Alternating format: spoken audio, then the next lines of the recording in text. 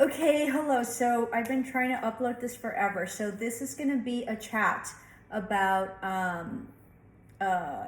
angel encounters. I've had two. So I'm going to separate it. I'm going to turn it into one, and then I'll do another YouTube video on another one. So my second angel encounter was last year in Spain. So I went through this pilgrimage in Spain that's called El Camino Santiago, the way, and there's a movie to it. Okay, it's a long story, and maybe I shouldn't get into it, but anyway, so. One of my assistants when I was a principal, right, a high school principal, came to me, and they knew that I was very spiritual, and through my spirituality and through my intuition and through my clairvoyance and I'm an empath and I'm psychic and I'm clairvoyant. So that has helped me tremendously to navigate through life. Okay. And I am a change agent. So I have had very huge responsibilities while I was a principal in my district. So I would go in and go into underperforming schools and then change them and make them performing. So it was a really hard task, and nobody likes you, right? But so my last tenure was very, very, very difficult because I went up against a lot of teachers unions and stuff like that. So it was very, very trying. I had really good employees, but I also had employees that were challenging. Okay, so I used a lot of my intuition, my my ability to be an empath, my clairvoyance, and my psychic abilities to get through that. So if you develop that, and I guess I'll mention, and I'll do a YouTube video on that. If you develop that, and because everybody has the ability to be psychic, and everybody has the ability to have clairvoyance, and everybody has an ability to get a gut, to have a feeling. But some people are more gifted than others, and some people have developed it more than others. So you have to navigate and trust it. Okay, so I've gotten to the point in my life where I very much am guided, through my intuition, to my clairvoyance, and through being an empath. And of course my dreams, because I'm a dream interpreter, and other people's dreams, right, to be able to get through very, very difficult and very trying things, and so at times as well. And so what I used to tell my assistants is that, or whoever's clairvoyant or whatever, right, that like you're like an oracle, like you're the crystal ball, right? You can't be right all the time, and sometimes we allow doubt, and we allow non-belief to hinder the ability to see clearly what it is that you need to see. So it's a very it's a very faithful act to believe and to trust, right? To trust your spirit guides, to trust the universe, God, spirit, whatever it is that you believe in, energy, source, and then blindly leap into it and do it, right? And so the more that you do it, the better you get, and the better you can navigate through it. So I've been very blessed. It has been very challenging for me, and it has been very trying, but through it and working through it and learning how to do it, I've become very, very good at it. Okay, so anyway, it was a very trying time, and I used to do that a lot. And so one of my assistants told me, hey, Miss Edwina, and so they knew that I was very spiritual, and we depended a lot on that. When I sort of felt things, or I sort of sensed things, I'd get ready, whatever it is that I thought was going to come. And so, that sort of prepared better. So it helped me tremendously to be the best change agent that I could, right? Because I had a really, really good gut, but it really is intuition, and you're really guided by angels or spirits, and of course with me, with my past loved ones. So it's been a lot of work in progress. So my assistant comes in and tells me, hey, Miss Edwin, Shirley MacLaine has written this book, right? And she was an actress, and she was super old when I was younger. So, she's much older now. So I don't know if you all know her, but she wrote about the way, because she went and she was very mocked and very made fun of a lot, because she was an actress, and she definitely said, like, she had an inner outer body experience while she was doing it, in a like hot, like a tub, like a jacuzzi type, and that that so she started really talking about her spiritual advancement and about everything that she has gone through, and she was very transparent about it. So back then, like in the 80s or who knows when, even now, people, I think people believe it a little bit more, but they just thought she was crazy. Okay. And so she stood by whatever it is that she believed in. And so she went to the way, and the way is like this pilgrimage that you do in Spain. And so she talks, her book is about, ascending and about going through this, spiritual journey that she was on, which was the way, and the, El Camino Santiago, which is what it's called. So she gave me the book for Christmas, and she said, here, Miss Erwin, I see you one day, you will do the way and you will walk El Camino Santiago. And I said, are you kidding, Rebecca? I'm not going to walk El Camino Santiago. It's like 778 kilometers, 30 days of walking across Spain. You trek. You sleep in hostels and, you share bathrooms. I'm not going to do it. Are you crazy? So then I read the book, right? And I was engulfed. I was seduced. I was mesmerized by it. I was enthralled by it. I was just so drawn to it and drawn to her experience. And based on my spiritual ascension, I felt that that in order to ascend at a higher level, because I sort of felt that I had hit a plateau, and that I really needed to to go, because I felt that it was something that I needed to do for my spiritual ascension, for a higher level of awakening, because I've been awakened for quite a while. And my life journey spiritually has been, has been a lifetime of going through this journey. I started when I was like in my 20s. I knew when I was a kid that I was different, and I even had dreams that I was sort of like very intuitive and stuff. And so, but I didn't know enough, and Catholicism, I'm Catholic, really put a damper on it, because it makes you oppress certain things that you're feeling, possibly, that are not tangible and you can't see. So, and it is not fully accepted, and it's not good, right? Because they think that you're, whatever, all sorts of negative things. So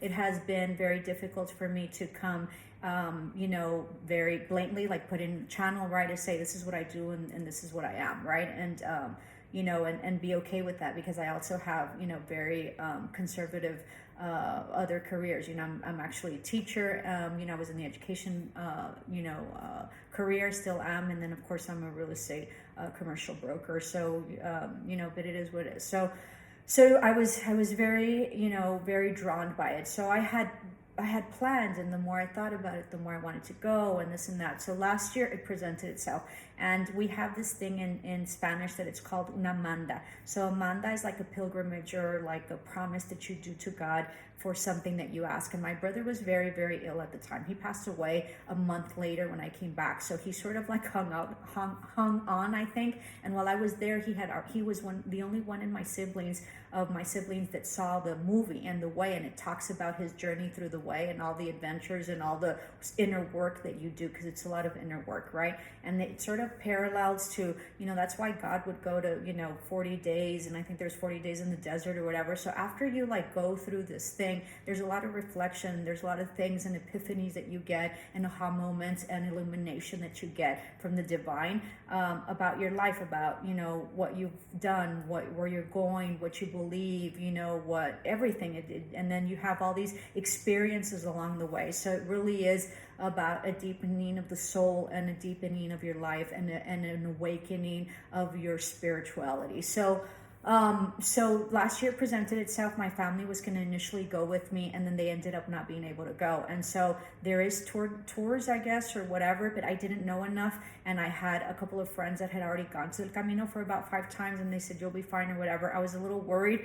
I was speaking to a friend today. He's like, talk to me about tell me about your trip last year. And he said, were you not afraid? I was afraid, but I just felt that I needed to do it. And I got a lot of reassurance from everybody. And I knew in my gut that if I didn't do it last year, I wouldn't probably do it. Okay. And it sort of turned out better that I went alone, because in the end, I needed to be alone. And in the end, life and this journey that we have is about doing it alone. We might have people that we love, and we might have a lot of help, but in the end, your journey of life, your journey of soul, your journey of awakening is done alone. You're born alone and you die alone, and there's a reason for that. So then I planned it, My hubby was really good because he really supported me, my family as well, and so I'm off, right? And so I get there, I get to Pamplona to be able, I get to Madrid, and then from Madrid I travel and do a domestic flight to Pamplona, and then in Pamplona I stay about 3 days to sort of the jet lag, and then from there I took a bus ride to Jean-Pierre de Port, because one of the routes, and there's different routes, there's the Northern Way, that's sort of like a French route, to get to Santiago de Compostela, and so which is in Spain, and I think that's done through like sea and stuff like that or whatever. And then there's the Portugal one, so you start in Portugal and you go straight up to Spain, and then of course you have the French way. And so the French way is that you start in the forest of the Pyrenees, which is France, and then you walk across Spain, northern Spain. So you do the first day, you cross over to Spain from France. And as my sister told me, I had no idea because I'm very ignorant. And I'll tell you something, I think that my siblings sensed that I was in danger, and so they reached out, and I'll tell you about the story. They reached out, and so after I told them that I had just trekked the Pyrenees, right? And trekked means like you hike, right? That's a trekking, okay? And so she said that through the Pyrenees, which is the forest like in France, and then it borders Spain, that during World War II they used to sort of take the pilots, especially like the American pilots, and they used to sneak them through there to get to safety from France to Spain, and then they used to smuggle them in, and then once they got into Spain, they were safe. So, and there's a lot of soldiers that didn't make it, right? Mostly pilots, because it was a very hard terrain, and if it was in the winter, I mean, I can't imagine how they got through, and they had to have had someone that was very valiant and somebody that was very courageous to know how to get through it. Okay, so El Camino Santiago also has arrows. Oh, I have them here. So they look like this, right? And so what it is that there's like an arrow in one of like the like a rock, and then there's one like it would be like on that stick right over here, and you have to see it. And so this is the way, and this is what you're following. Okay, sort of like where in the world is Waldo or something like that, right? So you're sort of following these arrows, and if you blink or you miss it, you miss it. Okay, one thing about the Camino is that it doesn't matter if you get lost, you end up in the same place, and that is what life is about. It doesn't matter what path you take, you're going to end up where you're supposed to end up. So it just means that you're going to have different experiences, and you're going to meet different people. It's very interesting, and so there's no way of getting lost. Anyway, so then I got to Jean-Pierre de Port. You go in, they have like an office there that's, and then this is all done by the Catholics, right? Because you go to churches and this and that, and you navigate through the churches, and then you get to the end, which is Santiago, Camino Santiago. And in Santiago, the remains of Saint James of the Apostle James is there. It's very interesting. He never really stepped in Santiago, but somehow his beheaded body ended up there. I mean, who knows? It really is about the belief that you have. And for me, it doesn't matter that his body's not there. It doesn't matter that that's not him. It matters about what I believe, right? And I was raised Catholic, but I'm also kind of a Buddhist. And so I've taken everything that I wish to take in order to create the spirituality that feeds my soul and that I feel that I need. Okay, so that's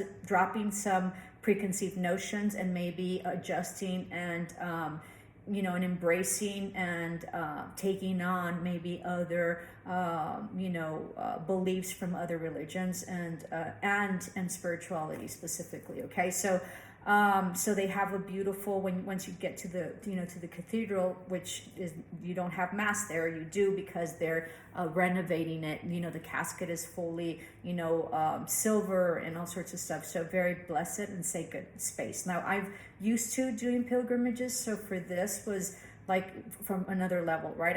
I go to New Mexico every year, as my bio in my web page states, and as I think that here, I don't know if I did it here. So I'm used to going to pilgrimages every year. I usually do just sort of like a day of walking and pilgrimages that I had never done. It's 30 days of like 12 miles daily with a total of 500 miles total crossing over Spain. All right, so as best as you prepare, you don't know what you're going for, okay? And everybody would tell me, don't worry about it, there's a lot of pilgrims and this and that. Well, yes and no. Right at the beginning, there isn't a lot of pilgrims. Towards the end of the pilgrimage, the last 100 kilometers or 200, there's a lot of people that, because of time, money, energy, and and the capability of taking so much time off, they can't do it, so they chunk it. So the Europeans chunk it, and like every summer they'll do like 50 kilometers or 100 kilometers.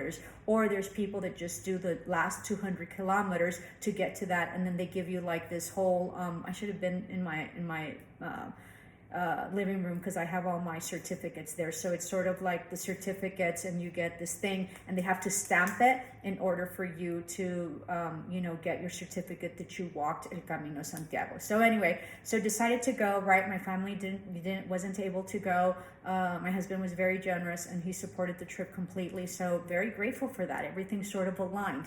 And so what happened is that I started my trek. And so the first day I was in Jean-Pied-de-Port, which is where you start in France. And so I stayed there in a hostel. I had never stayed with people that I don't know.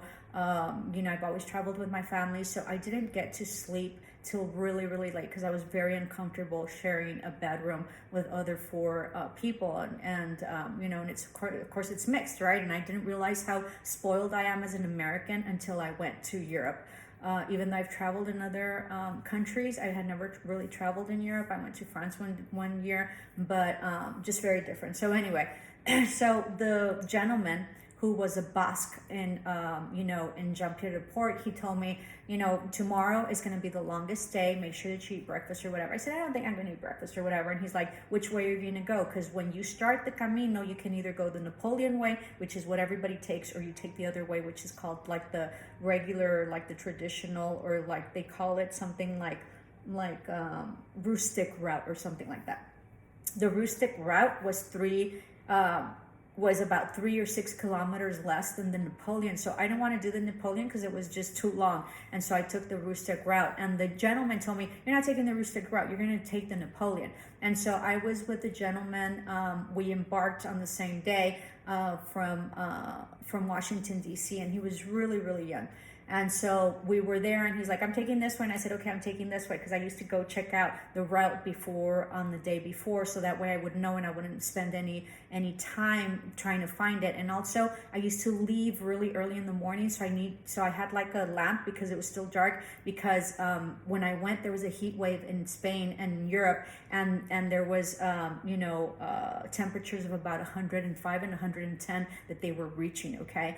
And I come from the desert, so I'm used to that, but I'm not used to the humidity, and I'm not used to trekking during those temperatures at that hour, like late hours. It was like at the most critical time of the day. Usually in the desert, you sort of like from 10 to 4, you sort of don't do anything, or you try to stay inside because it's just too hot. Okay, so I was trekking at that time, so I used to get out earlier, so that way by 10 or 11 I was already done. So, and that's all you do all day. You like walk for 4 to 6 hours depending on what you're set, and then you do one day, and then you get up and do another day, and then you get up and do another day. That monotony and that consistency and that routine gives you a lot of inner peace, and it gives you a momentum. It's very interesting, and it gives you sort of like a ritual type of like cleansing. It's very interesting, okay, without you noticing. So he said, you're not going to go. So what happened is that the first day, thank God, I woke up late, okay? And so I was running like 1 hour or 2 hours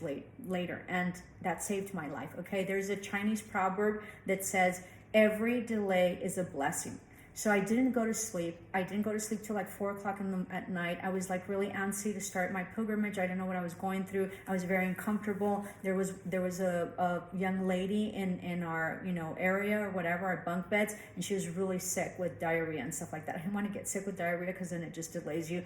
And then I go to the bathroom all the time, and especially when I'm nervous. So I had to get up several times, and you have to be conscientious because everybody's asleep, and if you get up, everybody can hear you. And so just a lot of adjustments that I was not used to. So so I get up, everybody's eating breakfast and everybody's getting ready. And so Pancho, which is Basque, right? He's from the Basque region. And so they don't believe that they're Spaniards. And so he was a very, very beautiful person. And so he said, you have to eat something. And I said, I don't think so. He said, sit down and eat. So because he told me, I just sort of got some apples or oranges, and then he had like hard-boiled eggs. The previous day, I met a couple of people there, and I stayed, in the same room with this French guy, and he said, come on, let's go to dinner. And so there was this Dutch lady, and she's like, are you ready? I said, you know what, I forgot to go to the store, and they're closed, and I didn't get anything. She says, I have a piece of, I have a long baguette, because they eat a lot of French bread and they eat a lot of baguette. So she says, here, take it. So I had her baguette with me the following day, and I thank God, because I wouldn't have made it. And then I had a couple of hard-boiled eggs, and then I had my bag of water that I that I would fill up, okay? And so I didn't know any better. I didn't know that it wasn't going to be enough, okay? So I'm walking and looking at the scenery and whatever, and it looked like a Swiss Alp type like cottages and stuff in it. And I swear to God, there was a section where, have you seen like Disney, the princesses, and it's Belle, and she's there like singing in the little village, and bonjour, whatever. It was like that. It was amazing. And so there was a lot of people that would have like water for us and whatever. And so it was great, right? And I kept on walking, this and that. There was little rivers. I'd sit down and take it in, whatever. Well, when I was there at one of the rivers and one of the streams, I was only halfway done. I didn't think that it was heavy duty, okay? And the boss told me, you're going to take anywhere from 6 to 7 hours. Your first day is going to be the hardest day. So, you don't know what you don't know what you're going to. No matter how much people tell you, you don't know what you're going to, right? It's sort of like life. You don't know what's going to come as best as you can prepare. And I had friends that prepared me, and they gave me their spreadsheets, so that helped a lot, because they had already gone to Camino about 4 times, and they said, you'll be fine, whatever, blah, blah, blah. Also, you have to like take care of your feetsies, because you get blisters. There was somebody that was from Venezuela, I think, or Colombia or whatever. His feet were shot all the Camino. I don't know how he made it. It was horrendous. I didn't get one single blister. I prayed a lot, and I took care of my feet tremendously, okay? And I had really good gear. I had wool socks, smart wool, and I had top of the notch stuff. And so that was very interesting. I also appreciated a lot, like, these people that have hiked. I had never hiked in my life, right? I mean, I go walking and stuff like that, but not like this. I mean, they have thought of everything. So I had like pants that had pockets everywhere. It was brilliant. I mean, it really, really is. And then of course my backpacks were amazing. So I took it, and one of the times I was just sitting there, and I was like, it was so hot, it was like little like waves like this, you would fall, from the forest if you like slipped. On several occasions I slipped. There's nowhere to go to the restroom, right? I had to like pee out in the open. It was a forest. I was going through the forest, okay? And so during that trek, and everybody would say, don't worry about it, there's a lot of pilgrims. There wasn't a lot of pilgrims, at least in the area that I went, the route that I took, because nobody takes that route, but nobody tells you that route should not be available to anybody. It's super, super dangerous. It's a beautiful route. You go through the mountains, you go through the forest, there's streams, whatever, but it is very challenging, and I was very lucky and blessed to get out of there alive. And so part of the miracle to that, okay, was first, I was delayed, okay? And so, because I didn't sleep well. So that put me behind 2 hours. If I would not have been put behind 2 hours, I would have probably died, okay? So in the pilgrimage, in the trek, there was this gentleman from Switzerland. And so, I sort of wanted to walk with someone, right? But there was nobody, and he wanted to be alone. Most people want to be alone in the trek, okay? And so he wanted to be alone. He didn't want to wait, but he would keep an eye on me, right? And he's like, are you okay? Yes, whatever, blah, blah. And so, the way pilgrimages work is that, you pass them, they pass you. You pass them, they pass you. And that's the way it is, because it doesn't matter what incredible condition you are or not. You're sort of catch up with each other, just because there's only like a certain rate that you can go at when you walk. It doesn't matter how well you walk or what kind of condition you are in, okay? And running, if you run or whatever, that doesn't matter here, okay? It doesn't matter. So then it got to the point where I sat down. It was really hot. I was like sweating, like it was so hot. It was 100-degree weather, above 100. It was humid. I was out in the forest. I had my little backpack. I was in pants, heavy pants, this, that. It was really, really, really hot. I had my cap on. and I had trekked and trekked and trekked, and it didn't seem like I was really getting it anywhere. So I finally sat down. I was exhausted, sweaty, whatever, and then I suck on my, my bag, right? Because you have like a bag with your water in the back with your backpack, and you suck in it, and I had finished my 2.5 liters. And I didn't know. I still had like 2 more hours to go. I said, oh my God.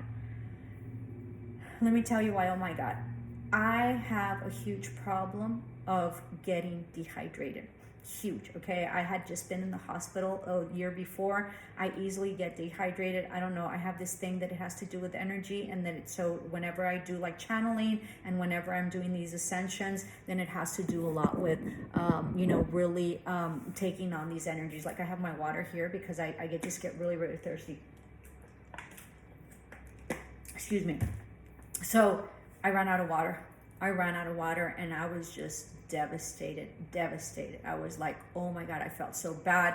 I was feeling really, really, really sick. I was starting to, lose my eyesight. I was disoriented. I was dizzy. I had a headache. I knew that I was getting dehydrated and the sun wasn't helping, and there was nothing.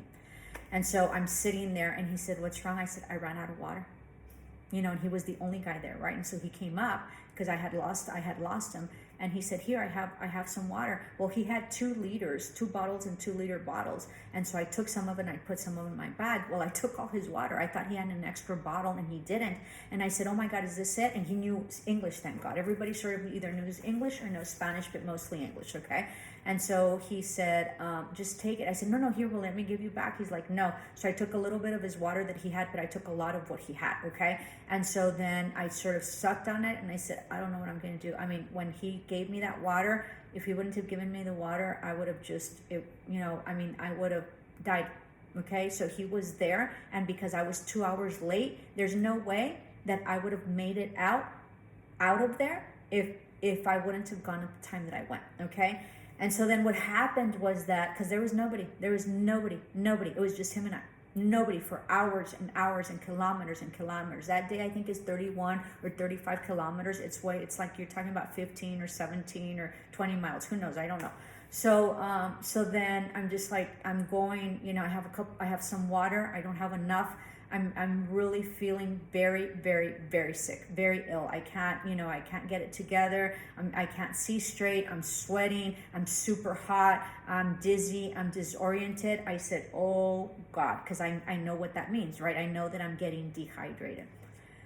So then I walk, and here comes I come upon the border of France and French and France and Spain. And I guess I didn't read well, or when I was reading, I didn't go prepared, and I had my little book, okay? And so I guess I didn't read enough, or you read and you don't understand, or who the hell knows? But I didn't know, and I was very ignorant, and that is the biggest problem, right? Because I was very, very ignorant and stupid to some degree.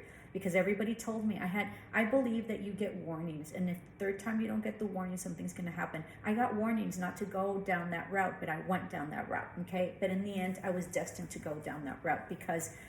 So I'll tell you. So then I got to the fountain, and it was non-potable, so I couldn't drink it, right? And I wasn't going to drink it because I said, well, it's not going to be good. At this point, I think back, and I'm like, I should have just drank the water. Nothing would have happened. But I didn't know that. It was the first day. So I didn't know enough, but I just sort of put my head all in the water, and I knew enough that I needed to, reduce the temperature, my body temperature, because I was just so hot. So I just sort of I took my cap off, I wet it, and then I just let all my hair get wet, and I just stayed there, and I, all my blouse was wet, everything, but I was cooling down. In the presence of me having, it was a big pipe, and so the water was coming out, okay? And it was like this fountain, and it was just, nothing elaborate, but it was a pretty fountain that there was this tube and the water came out. And so I was just, letting the water go, and it was really cool, and it was, it was little fresh, okay? It wasn't cold, but it was enough to, to down my temperature.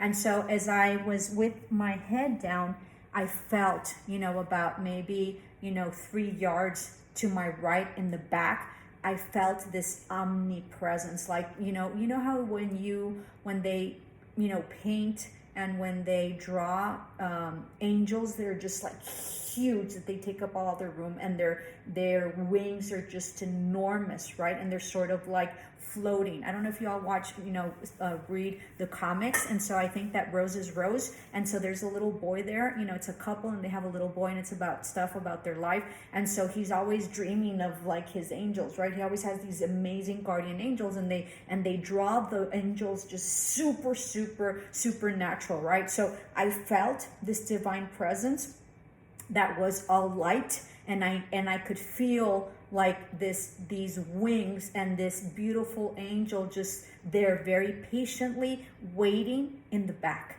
And I could feel that there was some nervousness to them, right? And them guiding me and just saying, take your, just make sure that you cool down, make sure that you cool down. And that there was an energy of anxiousness in it, right? And then so I felt it. I felt my angel, my guardian angel, and I sort of like by the corner of my eye was because I opened my eyes and then I sort of saw this beautiful illumination of being. It was just for a split second because you're not going to see it. At least I didn't, right? Forever and ever.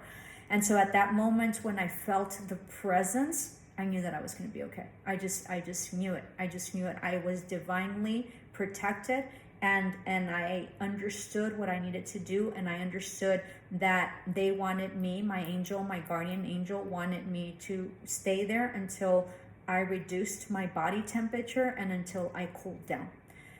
When I felt that divine presence and the divinity of the time, of the presence of that specific moment, I knew that I was going to be okay. I don't know how to explain it. I mean, I felt so protected, and I felt that it was an omen to tell me that I was going to make it through because I was just really, really sick.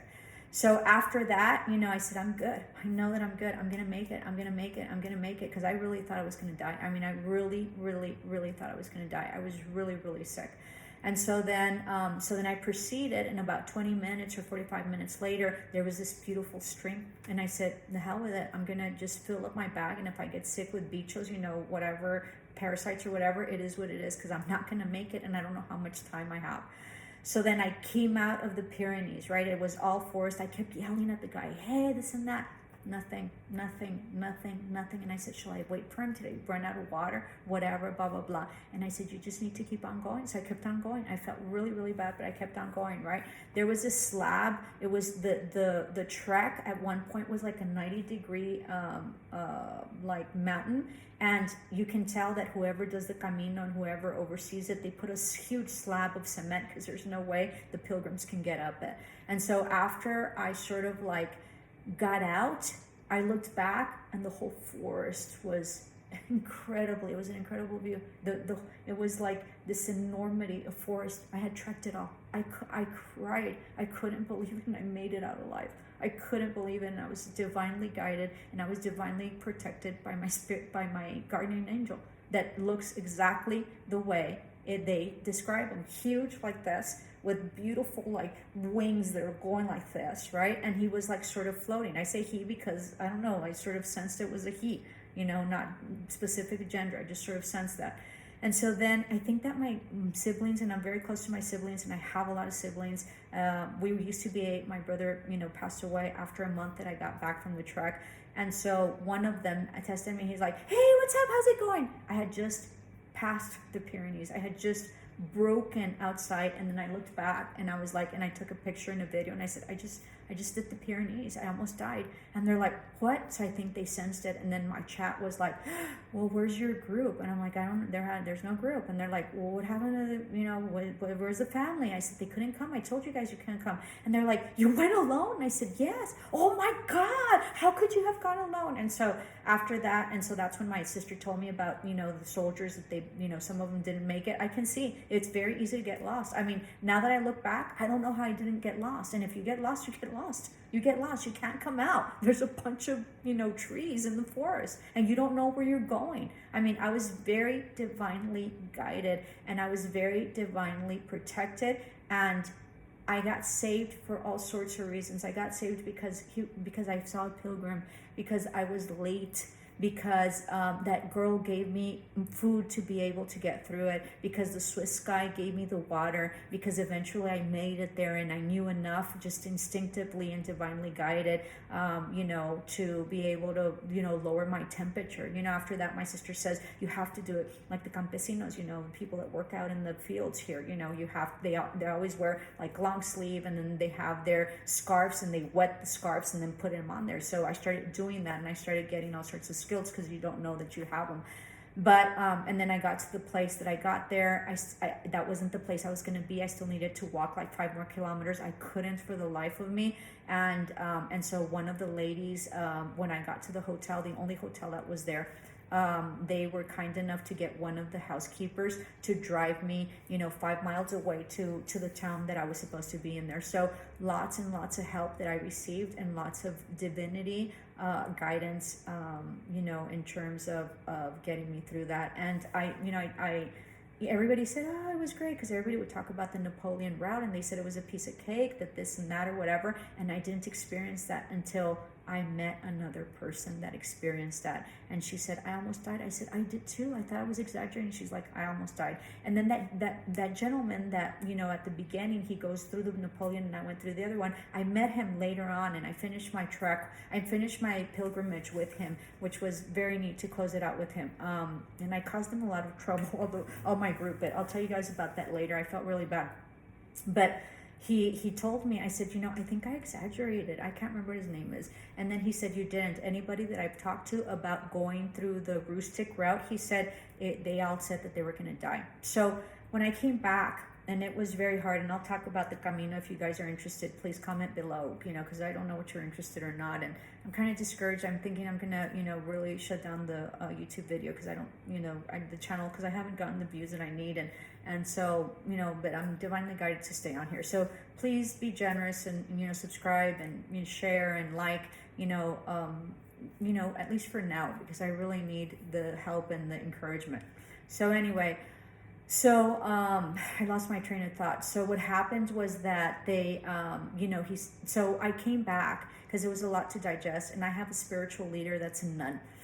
She's a Catholic nun. And so they sort of retire, and they live places that are normal. I don't know what to tell you.